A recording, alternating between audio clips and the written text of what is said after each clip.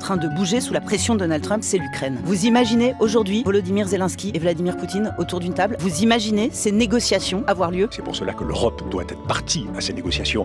Zelensky lui-même, le président Zelensky, avait offert les terres rares aux États européens et surtout aux Américains qui en sont évidemment très friands dans la concurrence vis-à-vis de la Chine. On voit bien à quoi nous en sommes réduits. La souveraineté d'un État en échange de quelques arpents de terre. Tout cela est tragique. Tout cela est tragique. Ça peut paraître risible à certains, mais c'est tragique. Mais c'est la nouvelle règle du monde qui est en train d'être créée. Et donc nous devons, nous, impulser du sérieux, de la gravité, un certain sens du tragique. Et nous devons aussi convaincre nos peuples, le monde a changé. Et que désormais, l'avenir de notre sécurité, l'avenir de notre défense, il est dans nos mains. C'est vrai en matière militaire. C'est vrai aussi en matière économique. Si je vous écoute, Dominique de Villepin, vous le dites, c'est-à-dire on n'entend pas et on ne voit pas ce qui est en train de se passer. Nos peuples ne voient pas, nos peuples n'entendent pas, mais nos dirigeants ne le voient pas et ne prennent pas la réalité, la mesure. Sortons du regard que nous portons en permanence sur notre nombril. Nous sommes soucieux en permanence de notre précaré, mais c'est véritablement l'avenir des générations futures qui est en cause et de notre propre sécurité.